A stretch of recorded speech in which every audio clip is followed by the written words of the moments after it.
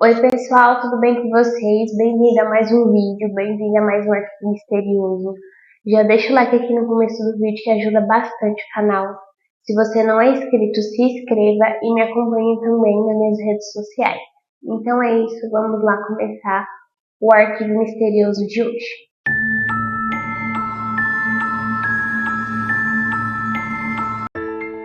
No arquivo misterioso de hoje, a gente vai contar a história do Anjo da Morte, Donald Harvey. Donald Harvey nasceu em 5 de abril de 1952 em Ohio, Estados Unidos.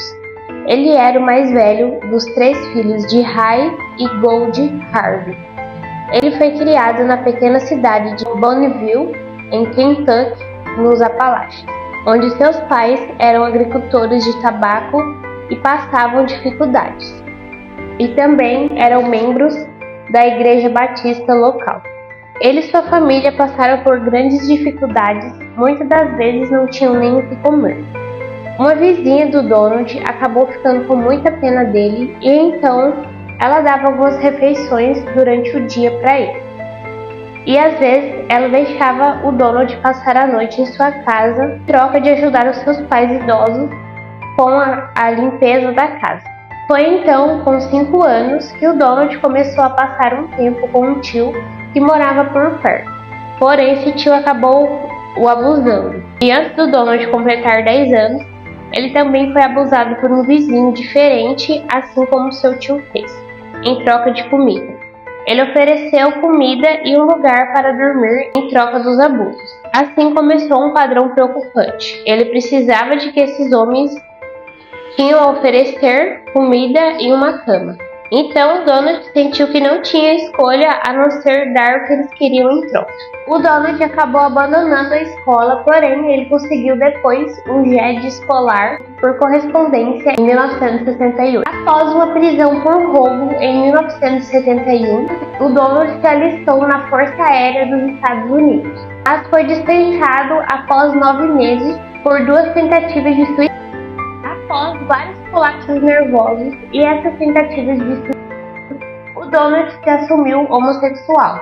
Então, no início de 1970, o avô do Donald foi hospitalizado em London, Kentucky. London era uma cidade bem pequena, com cerca de 5.000 habitantes, e o avô dele ficou internado no Hospital Marymount. E por lá, a atenção do Donald não ficou em seu avô. Ele ficou vagando pelo hospital e lá ele acabou conhecendo um homem chamado Kyle White, que era enfermeiro ali no hospital. Então o Kyle disse para o Donald que o hospital estava contratando atendente e que se o Donald não se interessava pela vaga. Então o Donald rapidamente ficou feliz, ele queria trabalhar ali, ele queria sair da cidade que ele morava, com os pais, ele queria recomeçar ali do zero, então ele disse que sim, que ele queria a vaga e ele acabou se candidatando. Então, 2 meses depois, em maio de 1970, o Donald começou a trabalhar no hospital como técnico. Então ele não tinha casa ali em London, não tinha com quem morar, então ele foi morar com o Kyle, com a família dele. E não se sabe se o Kyle e o Donald eles eram apenas amigos ou se eles tinham um relacionamento. A partir de quando o Donald começou a trabalhar no hospital, aí começaram as mortes. A primeira vítima do Donald foi em 31 de maio de 1970, um senhor de idade chamado Logan Evans, de 88 anos. Ele acabou o matando por asfixia, sufocando-o com um travesseiro e um saco plástico. Suas vítimas variavam de meia-idade e idosos que eram excepcionalmente amplas em alcance, incluindo homens, mulheres, raças, etnias e origens. A única coisa que tinham em comum era que todos eram pacientes cardíacos. Sua segunda vítima foi James Shearer, de 69 anos. Donald deu um catéter errado, fazendo-o vomitar sangue e morrer. Outra vítima foi Elizabeth White, de 42 anos. Ele acabou asfixiando, cortando o seu suprimento de oxigênio. Outra vítima foi Ben Gilbert, de 81 anos, de infecção de órgão. O Donald deu a ele um catéter que era muito grande, e então colocou um cabide esticado através dele e na sua uretra, perfurando sua bexiga e intestino. Então ele entrou em um choque instantâneo e em coma e morreu 4 dias depois. Outra vítima foi Viola Head Riddle, de 63 anos, por asfixia. Ele tentou matá-la sufocando com um travesseiro e um saco plástico, mas foi interrompido mais tarde e acabou dando-lhe um tanque de oxigênio defeituoso. A outra vítima foi Henrique Waller, de 82 anos, que teve um acidente vascular cerebral e insuficiência renal por envenenamento com arsênico. No total, o Donald fez 47 vítimas, porém ele não usava um modus operandi específico, né? Como eu disse, ele matou alguns envenenados, outros por sufocamento e outros, sabotando o tanque de oxigênio ou o catéter. Ele usou vários métodos como arsênico, cianeto, insulina, sufocamento, venenos diversos, morfina. Acabou desligando alguns ventiladores, administração de fluidos contaminados, hepatite B ou HIV, que acabou resultando em infecção por hepatite, mas nenhuma por HIV. E eles acabaram ficando doentes e esses que foram infectados não morreram. Porém, cianeto e arsênico foram os métodos mais utilizados pelo Donald. A maioria dos crimes do Donald ocorreu no Hospital Marymount e no Drake Memorial Hospital. E em vários momentos o Donald acabou trabalhando como ordenança ou assistente na autópsia. Porém, o Donald não fez só as vítimas no hospital quando ele desconfiou do seu companheiro, do Kyle. Algum tempo depois, o Donald acabou mudando da casa do Kyle e começou um relacionamento com um homem chamado Carl Worley. Então, o Donald descobriu que esse namorado dele, estava tendo um caso. Então, ele acabou envenenando a comida dele com arsênico, que fez com que ele ficasse doente. E também envenenou 2 vizinhos, deixando uma de suas vizinhas extremamente doente, Diane Alexander, colocando soro de hepatite em sua bebida. E a outra vizinha ele acabou levando à morte, Ellen Methizer. Acabou colocando arsênico em sua torta, que a levou à morte. Ele também matou o pai do ex-namorado dele, o Carl. Ele acabou envenenando por arsênico. Depois de manter seus crimes escondidos por 17 anos, em março de 1987, uma autópsia em John Powell, que morreu após passar vários meses em suporte de vida após um acidente, acabou revelando grandes quantidades de cianeto em seu sistema. Então, o Donald se tornou uma pessoa de interesse quando os investigadores descobriram que ele havia sido forçado a se demitir do Hospital Cincinnati, por de ser pego roubando partes de corpos para rituais ocultos. Na época, a maioria dos hospitais não examinava os técnicos enfermeiros tão de perto quanto os médicos ou enfermeiros residentes. Quando trouxeram o Donald para interrogatório, ele confessou o assassinato de John, alegando que havia o sacrificado com cianeto. A âncora da estação de TV de Cincinnati achou improvável que alguém que passou 2 décadas cuidando de pacientes pudesse matar um de repente sem ter matado antes. Durante sua reportagem na noite da prisão do Donald, Patty perguntou no ar se houve outras mortes. Logo foi revelado que várias enfermeiras de um antigo hospital levantaram preocupações com os administradores ao perceber o aumento nas mortes enquanto o Donald estava empregado lá. Mas elas receberam ordens de ficarem em silêncio. Não querendo arriscar que fosse absolvido, as enfermeiras contataram um repórter e disseram a ele que havia evidências de que o Donald matou pelo menos mais de 10 pessoas.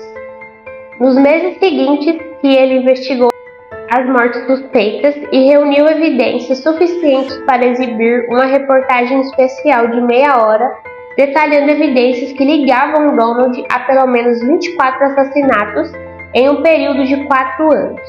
O Donald conseguiu ficar sobre o radar, em parte porque ele trabalhava em uma área do hospital de Drake, onde não se esperava que os pacientes sobrevivessem.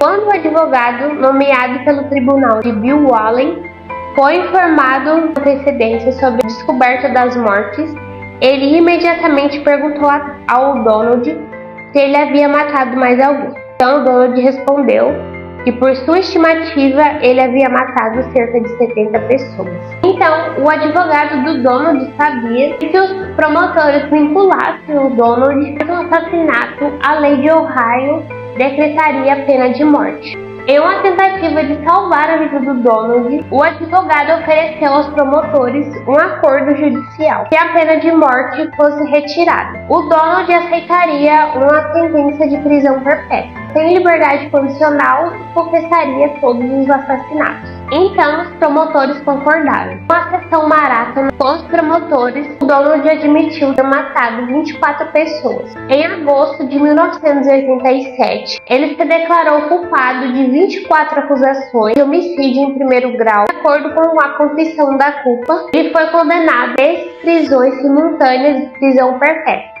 O acordo de confissão e culpa permitiu que os promotores buscassem a pena de morte e mais assassinatos viessem à tona. Com isso em mente, em novembro, o Donald declarou culpado no Tribunal do Condado de Laurel por matar 9 pacientes do Hospital Marymount na década de 70. Então, Donald foi condenado à prisão perpétua por mais 20 anos, a serem cumpridos simultaneamente com a sentença de Ohio. E no final das contas, o Donald se declarou culpado de 37 assassinatos, mas no entanto ele confessou ter matado mais de 50 pessoas. Então ele foi admitido no sistema prisional de Ohio em 26 de outubro de 1987. O Donald foi condenado à prisão perpétua e foi à prisão a cumprir todos esses anos. Em 28 de março de 2017, as autoridades relataram que o Donald foi encontrado em sua cela severamente espancado. Ele morreu em 30 de março de 2017. Em 3 de maio de 2019, o colega presidiário James Elliott foi acusado de homicídio qualificado e outras acusações relacionadas à morte do Donald. Em setembro de 2019, ele foi condenado a 25 anos de prisão perpétua após se declarar culpado pelo assassinato do Donald. A sentença foi originalmente ordenada para ser executada consecutivamente com suas outras sentenças. Mais tarde foi alterada para ser executada simultaneamente, tornando James elegível para a liberdade condicional em 2046, quando ele terá 71 anos. Esse foi o Arquivo Misterioso de hoje. Então agora eu vou dar minha opinião sobre o caso. Esse caso é um caso bem complexo, um caso bem grande também. Não coloquei todas as informações aqui, porque senão o vídeo ia ficar muito longo. Também não coloquei todas as vítimas. Tem o nome de todas as vítimas, tudo certinho se vocês pesquisarem. Mas são muitas, né? Então eu resolvi não colocar todas. Assim como os outros casos que eu já contei aqui também, que eu não coloco todos, porque senão o vídeo fica muito grande. Esse é um caso bem complexo, bem intrigante, porque a gente para pensar, né, que as pessoas iam pro hospital para se curarem, né, para continuarem a viver, mesmo que eles já eram idosos, mas eles iam para se curar, né, ou tratar uma doença simples e acabavam, né, falecendo. Um caso muito triste. Eu acho que deveria ter, né, um teste psicológico, alguma coisa antes, né, de contratarem, né, os profissionais da saúde e tudo mais. Eu acho que deveria ter um teste psicológico, alguma coisa, para não acontecer isso, né. Hoje em dia a gente não vê tantos serial killers nem nada do tipo, mas vai saber, né, eu acho que mesmo assim deveria ter um teste. O Donald também, ele não tinha faculdade nenhuma, né, para trabalhar no hospital, tanto que ele era técnico, mas mesmo assim, né, antigamente não precisava ter faculdade igual precisa hoje, diploma nem nada do tipo, né? Tanto igual precisa hoje, sempre precisou, né? Mas hoje é tudo certinho, tudo investigado e tudo mais. Mas é um caso muito triste. Então é isso, quero saber a opinião de vocês, deixa aqui nos comentários. Se você não deixou o like, já deixa, que ajuda bastante o canal a crescer. Se você não é inscrito, se inscreva e me acompanhe nas minhas redes sociais. Então é isso, um beijo e até o próximo Arquivo Misterioso.